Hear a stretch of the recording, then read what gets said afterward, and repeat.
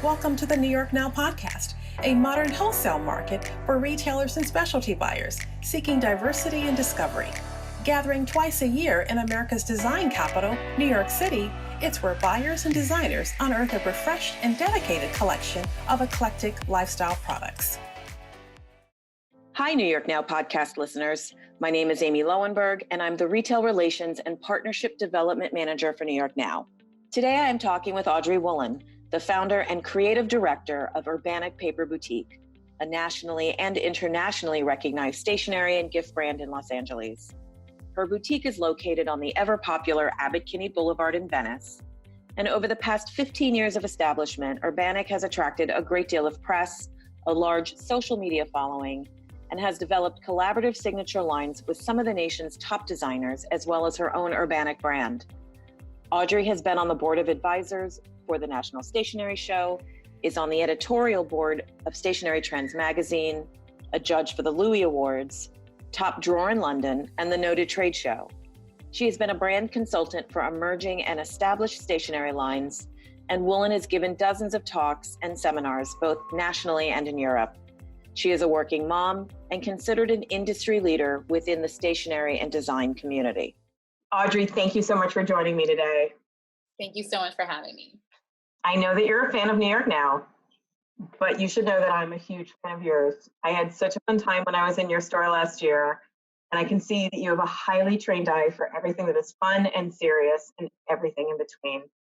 Why don't you tell us a bit about your history, the history of Urbanic, and then your path to creating your brand? Absolutely. So Urbanic was established 15 years ago. It came in the form of an aha moment when I was involved in my career at the time, which was between LA and New York in the fashion industry.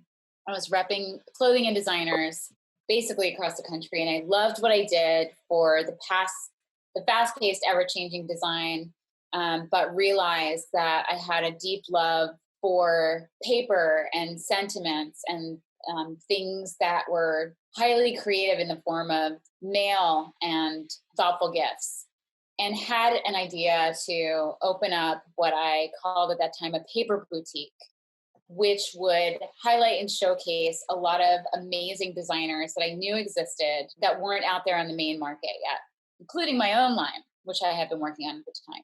So I slowly started to build this as a side hobby while I was working for the clothing lines, and eventually rented out a garage to design stationery and would then sell them at farmers markets and small venues like that. What I learned was that I had a very good market and that it was time for me to grow and take some big, scary steps into the direction, which is where I wanted to go, which was to open a boutique. And I did. I took that leap, and it was the scariest thing I ever did. And I'm so glad that I did, because here we are today. Just because they're hard times doesn't mean that it's never a great idea to follow your dreams. I'm a firm believer in that. At the time that I had this, it was also hard times. It was right around the time and right before a different recession that we had. And somehow we got through it. So, yeah. I think that's an excellent point. We do get through it. It's hard when we're in it, but we do get through it. I'm curious how you came up with the name Urbanic. So Urbanic was actually the name of the line that I was designing at the time. And there was so much inspiration. This was it feels like forever ago, because that was before I opened the shop by several years.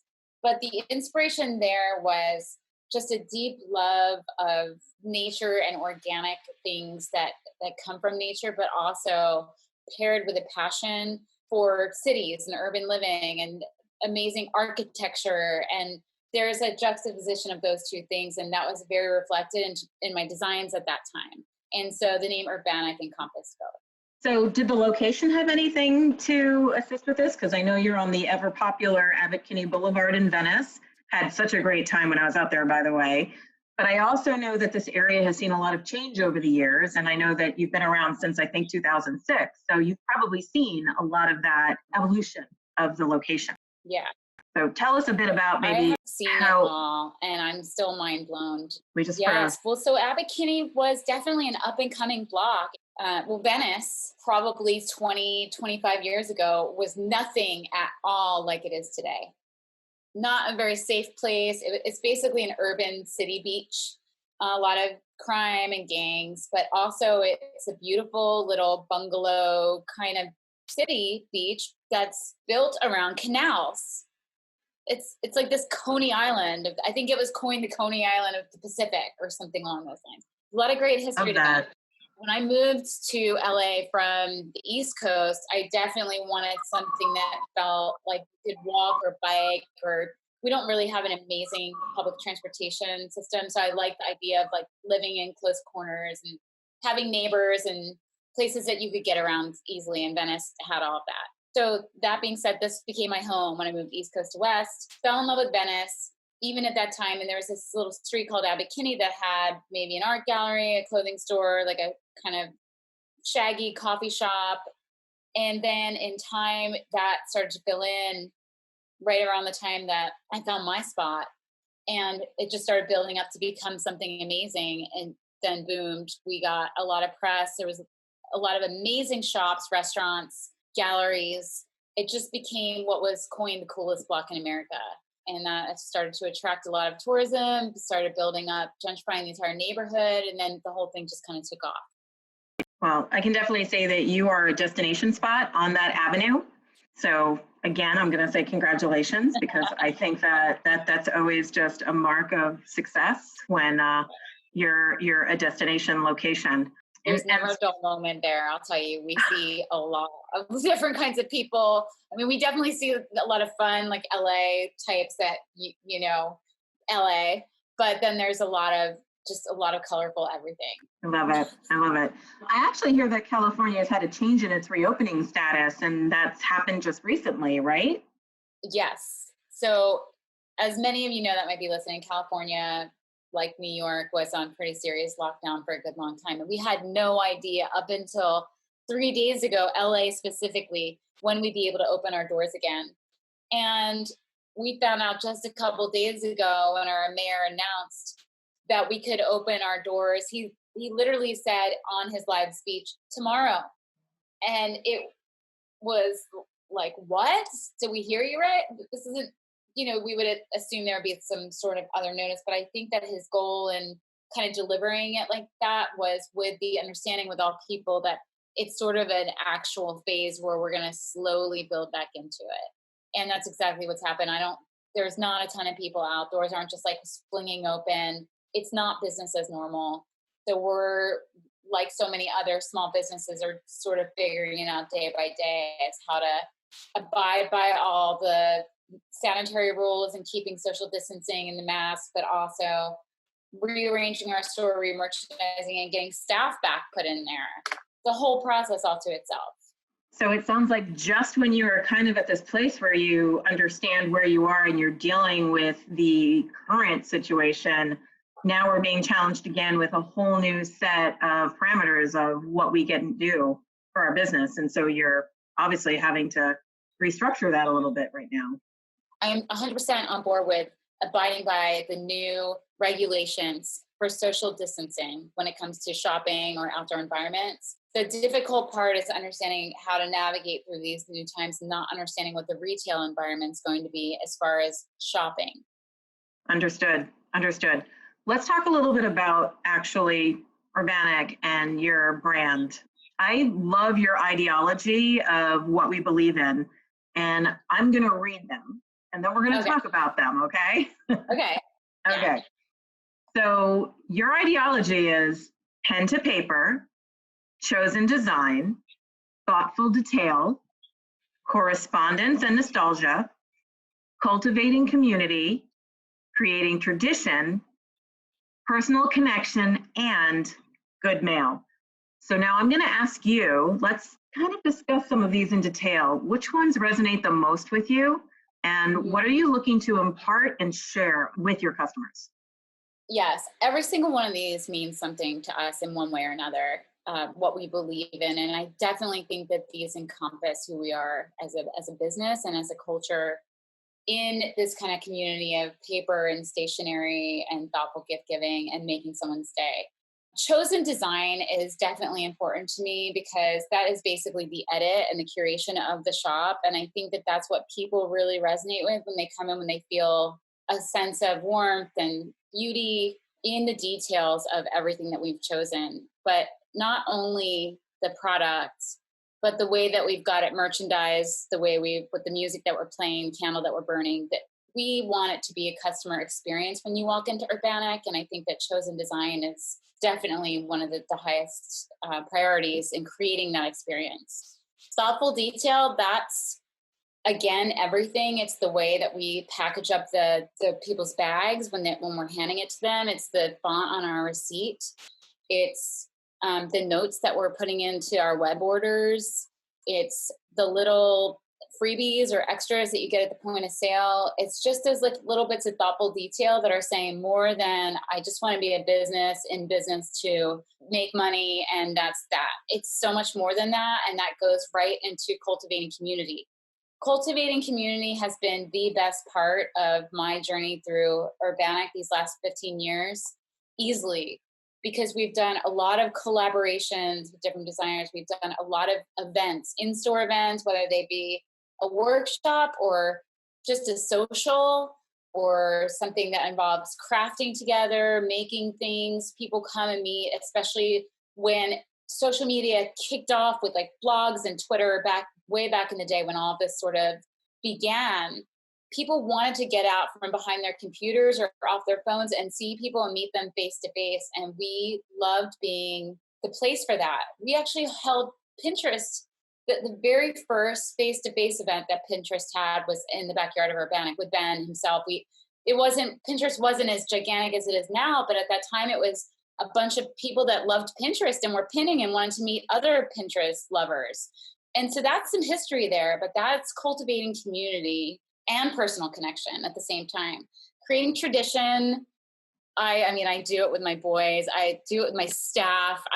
We do it with our customers. It's just beyond holidays, which we all look forward to. There's always got to be some little things in life that you've made up or that you enjoy doing or that you're looking forward to. I mean, April Fool's is actually a big day at Urbanic and even with my family. I cannot wait to play pranks on my staff, on the good years anyway. But there's always a reason to celebrate life, and I feel like we are really good at finding ways to do so. And of course, I'll make one little note on good mail because it has so much to do with what we're all about. We absolutely support the thoughtfulness and want to cultivate the thoughtfulness in sending someone good mail. We get so many bills and annoying things in the mail. We all know what it's like to open that mailbox and hopefully get something that will just make you smile or make your day. And so we are here for that. And we hope that people will continue on the way they have been in the past. Well, I can tell you as a past greeting card buyer myself, your greeting card selection was top notch. And I spent so much time in that area of your store. So I too agree with you. Good mail. It's an important thing, which is going to help me shift a little bit of this conversation because, let's just agree that technology has been a little bit of a disruptive aspect to the paper industry for like the past 2 decades. It's impacted our stationery, invitations, greeting cards. It's affected the postal service. Tell me your thoughts about technology and paper and how they live together. They definitely live together in some ways, but they mostly live apart. And I think that that's why shops like Urbanic and other stores that have the same mindset are so meaningful in this technological world that we live in now. I think that to be able to be a brick and mortar store and now an online store that can host and carry so many things that get you back to pen and paper, writing in a journal, not typing on your laptop, sending a note to a friend, organizing your desk with things around it that will help with your workflow. That's not just your computer or your laptop. I think that they are 2 different worlds. And at this point in time, I can see a lot of ways that they are complementary to each other. I do see for sure some ways that the technological world has interfered with the paper world, but I think that they're each to their own. I'm not a believer at all that because of technology, everything that's paper and all things tangible and beautiful that come with sort of the efforts to, not send a text or email, but be more meaningful. None of that's actually gone away. It just takes a little more effort and just keeping that whole world alive. And I think that that's part of the reason that we exist, is that people actually crave and want that. I agree 100%. And I love the fact that it's been an intentional decision of yours to not fuse these categories together and to really honor paper in its true authentic self. I think that a lot of people are challenged with what they should do with their business. Do you reach out in a manner that perhaps a new population, a new generation are able to see and identify with? Or do you stick to, again, I'm going to say your true authentic self and honor a category in its true self? I don't think I saw anything in your store that had a real techie sense to it. I saw a really cool acrylic stapler on your website, but I'll say that I see that your website is really what your connection to technology is.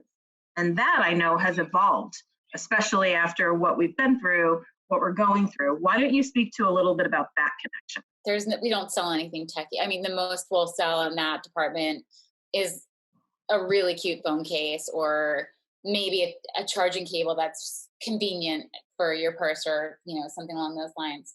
We really focused on brick and mortar. It was the tactile, it was the experience, that customer experience that I was talking about.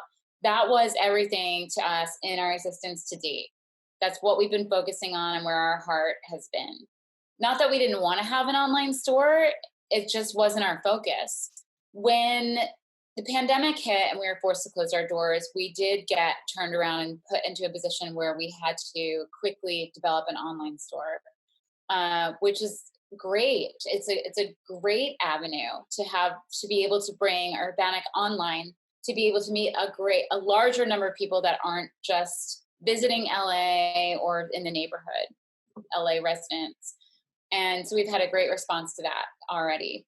And I hope and I will continue to focus on directing it in a way that when you enter that online site, you still feel like you're coming into the shop with the warmth and the care. And then even beyond your online user experience, what we do around that is still creating culture and community in a digital scope, which is through the online store.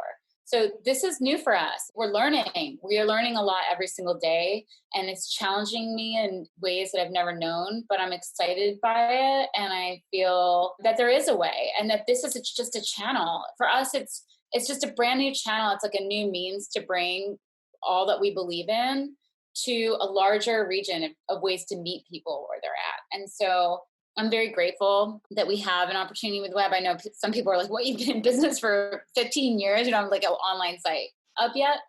And I think that a lot of what we've learned in this process is, we did kind of try to have an online site up before. This isn't like our first endeavor. We sort of did, and then we didn't, and we sort of did.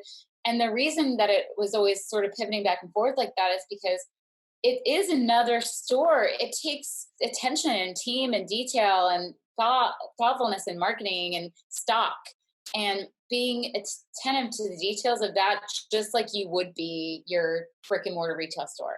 It's basically two separate entities underneath the same umbrella of your store. And so you kind of can't sort of do it. You have to really do it. You have to really do it. And we didn't have the capability to do it without focusing all of our attention on that at that time and allotting many, many hours to get it up and right. Now it's running because we had a pause in brick and mortar. We're just a small business, so that we had to kind of rely on that. So now it'll be interesting to see how we move forward with both. Well, I actually like some of the advancements that you've made on your website, because I've been following you and I see the changes that you've made. So you've got package pickup, you've got quarantine care packages, you have Help Urbanic. Those are all new elements that I think are of interest to people who are evolving their websites a little bit. So can you share a little bit about that? Yeah. Well, I love that you're saying that because I'm so excited about some things that I'm working on to come. Then you need to share. You need to share with us. I can't share it yet. But this is the best part. Like, this is the marketing part that I love. This is the interaction, right? This is the engagement with people that I love. And so there's a lot of fun things on the horizon that we've been kind of working on that are really fun to kind of put out there in the universe. And I think that, well, some of the things that you just mentioned were because they're just real. I never wanted to just have a website that was just like, here's just the product that we offer. There's elements to Parcel Post, which is our post. It's our newsletter that we put out, and then that goes into the blog each day or whenever we put them out. And so that's fun and exciting and new. We've got new ideas there too. But instead of having these things going out in all different places, and we've always done the newsletter. I mean, we've done Parcel Post for all 15 years, and they're just the most adorable, I think anyway, the most adorable newsletters that get sent out. And we realized, like, we're doing all this and people are like, how can I buy it? Or, whatever. And we're like, well, you kind of have to come to the store. Well, that doesn't really make a ton of sense if they live in Arkansas or NYC. So that's been a real bonus there. But then also just interesting things that are going on in the store or in the neighborhood, just like actual news updates that are interesting to people. I do love the interaction there. And so we do hope to have more of that on the site, more interactive features, more news updates, and then of course some special ideas of product promotions and things like that we will be unrolling in the next 2 months. So more on that soon. I can't reveal it yet. Sorry. That's okay. That is absolutely okay. I think it's absolutely exciting to hear like these nuggets of goodness coming in your future. And I think that we're all going to just, continually check out and wait until these things drop. I think this speaks to your ideology of cultivating community, because we're obviously all a Twitter waiting to see what comes next. I will also share that you've got like a really high level of Instagram followers. You've got like over 62,000 followers on your Instagram. Are you selling through that platform? Well, we haven't been. I mean, the Instagram account started off with just kind of like my life. It was sort of early on in the beginning, and it was like my life mixed with the store. So it was always from this very personal angle. And so that's been what I carried through up till this day and time. So the idea of selling in the past, I'd say like 5 years, was always sort of a part of it, but it wasn't sort of designed from its fruition as a sales channel, obviously. It was more along the lines of, hi, I'm Audrey Woollen, this is my life, and I own the store, and this is my journey through it. Oh, and there's my kids, and like, look, there's some people try to break into the store, like the good and the bad, all of it. And it was interesting because from an outside perspective, it was just really real, and it still is. One of my favorite things on that feed was to bring people into my visits to New York Now. I mean, I'd say, okay, I'm in New York for the week. I'm going to New York now. You want to come along and see my finds? And it was an excellent way to show people what I was finding and what was coming in, and to showcase different like new products or lines that I found, and let my followers and the store's followers and all of that in on that behind the scenes so they could get excited. And that also was great intel for me to know what people were responding to. So I think in that way, it was an excellent vehicle for sales, even though you couldn't really identify how much of that was bringing in sales, especially without a website at that time. It was basic interaction with people that love the brand. And so that in itself there's trust built there, and there's an honesty in all things. And so in that personal approach, it's gotten to that place where there's, we have a good amount of followers. But now I did sign us up to have Instagram be a sales channel. And it's really interesting because, so when I first applied to change it over, I was just like, all right, great. Well, that way, if I hold up a picture of my favorite card this month, people aren't going to, be like, how can I get it? I'm like, well, this way they could just tap on the button and buy it if they want it. I'm saying that I love it. This is my favorite thing. If they love it too, they can buy it. I'm not going to be like, buy this, put it in their face. But what I found out was that Instagram's like, we can't set you up as a sales channel with your Instagram feed because your photo's on it. And I was like, oh, so that was really interesting for me. I'm like, okay, well, that's okay. I mean, because I had it had always started out as Audrey Woollen, Urbanic Paper Boutique. That's the way it was. And Right. so in order to get approved for that, I had to kind of change around what it is. So I took my photo off and it says Urbanic now, and I'm still first person in it, but it's changed that a little bit. And it's a very interesting place because it creates a challenge for me, which is very possible. I think a lot of people do this really well and a lot of people don't, but is to still engage with your audience and to have an authentic voice in what your path is and what you're showcasing on Instagram, but still be able to operate as a sales channel, because at the end of the day, you are a business and that's what it's all about.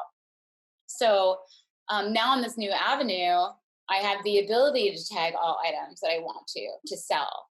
But I'm still in this like kind of quiet in the middle place of really understanding how to develop my voice in that way, because I've never been ever like, and my staff is trained the same way. Like nobody walks in and finds out like what we don't ever go, what is what we're selling? I was like selling the background. It's not like that. I've never ever had that sales approach, and that it would certainly never be that way on our digital platforms either. It's very authentic. And so integrating the products that we sell will most certainly be lifestyle driven. I mean, I use and love everything that we buy. I have most of it myself too, because I love it. And so therefore I'll show people what I'm loving. And if they'd like to purchase it, they'll have the ability to do it through that link. So, yeah. So I was just going to say to you that Urbanic is definitely a lifestyle sense to me. So I appreciate what you just said. I'm going to ask you now to look into your crystal ball, because I view you as somebody who knows the industry, somebody who has actually spoken and shared your experience. You're a voice that people listen to. Whether you're still trying to find your voice, I will tell you that us on the outside, we do hear you and we hear your voice. So with that, what's your vision for retail going forward? So I do strongly believe that retail going forward is different for so many different people in different places. I do know that during the pause that we've just gone through and are hopefully on the other side of, that a lot of people have had time to reflect on what they were doing in retail or as a designer and how they want to come out on the other side going forward. Before the pandemic hit, I had a lot of brand new ideas of how I wanted Urbanic and the retail environment to go moving forward. And with that, there was a strong desire and excitement to bring in new elements of experience to the shop that would create a user experience that was not like regular retail as we know it today. And that being an infiltration of different amazing lines, vendors, product that would complement but not compete with Urbanic, so that it would be a very fluid collage of excellent design and experience. And I can't get too much into detail as far as what that would look like, but I will tell you this, that now coming out on the other side, I'm even more empowered to do this and make this happen, because I do believe that people will want to come out and be part of retail again. I do believe that it's forever changed in a way that anytime we have a dip or a recession or anything that happens to all of us, things always change a little bit and life is not exactly as we know it, creating more of a need for new types of environments. And so I'm motivated and excited to do that and continue with the online, as I think that we all probably should know as a priority if you have a business. But I also think that Urbanic can have a smaller footprint with brick and mortar, but more of them. And I think that if people that are in retail can have a brand new approach to what they were doing, that their chances of success will be much broader. And to take a less narrow focus and open it up, I think that there's so much more interest in what the retail environment is going to be in the future. I hope that makes sense. I feel like in my head it does, because I've got all the thoughts and ideas, but to anyone else, I might think like, what? I don't get it. You open your doors, you're open for business.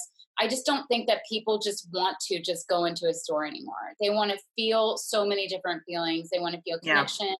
They want it to have different legs that they can follow. They want to be part of a culture of it, sign up for their club or their service. Or it's got to be more than that in order to engage and keep people coming out and creating that. And so I think that's kind of what I'm trying to say, is that my ideas are there. That's what I see for our future. Well, I think it does make sense. And I think that most of us are looking at retail in a different manner. I think that we all know that it's changed a bit. And even though we are adjusting and acquiescing to where we are now, we also know that, as you say, once this pause is over, it's different coming out of it. And how do we still stay true to who we are, but maybe embrace and encompass the changes that we want for our own lives and that we want to present to our consumers as well. Yeah. I think it's an incredibly creative time. I think that in strife and in challenge comes creativity. And I think that you have a very inspirational voice. So you're welcome. I'm truly glad that you shared this time with us. I want to make sure that I've asked you everything that you want to talk about. Is there anything that I've missed? Is there anything that you'd like to share with us that we haven't touched on? I guess I really, when you asked me to do the podcast, I was trying to think in my mind what would be beneficial for people to hear. And I think about, like, what do I want to hear? Well, I want to hear something real.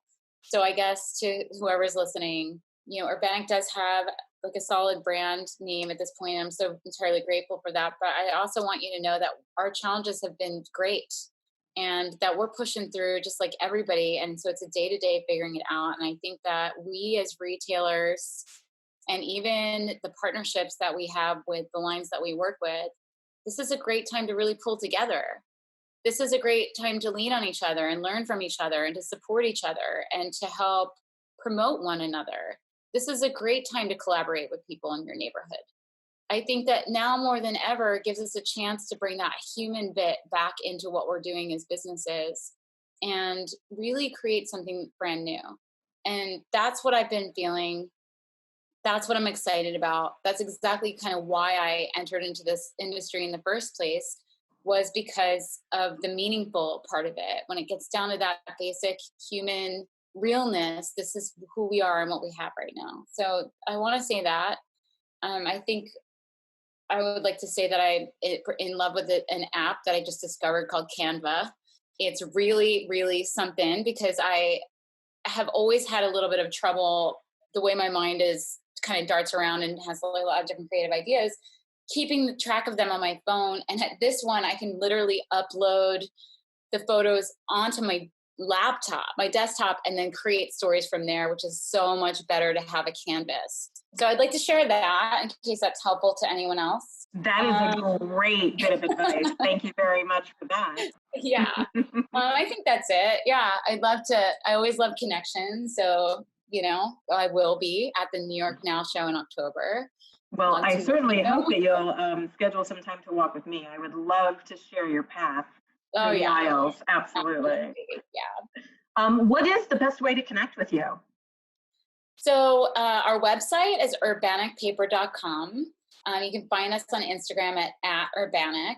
Pretty simple and straightforward. And if you'd like to join our newsletter list, it's on the bottom right-hand corner of the site. You can sign up there. And yeah, we'd love to keep in touch. I love receiving your emails. I just want to say I truly appreciate you taking this time with me and sharing your story and your vision and your opinions. I think that it will resonate with so many of our listeners. I find you to be a truly inspirational woman and business owner. To quote you, retail is forever changing. It's not business as usual, but I do have to share that your ideology of what you believe in, I think truly translates no matter what state of the world we're in right now. And so I thank you for publishing that and putting that out there in the stratosphere, because it resonated with me and it helps me to move through certain areas that I work through in my job. Our jobs are a little different, right?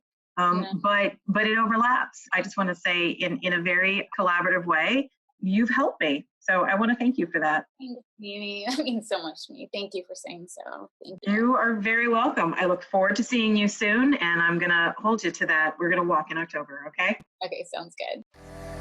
Thank you for listening to the New York Now podcast. Make sure to tune in weekly for engaging and insightful conversations touching on the most relevant topics facing our community today. Visit NewYorkNow.com to learn more about our market and how you can join in on the conversation.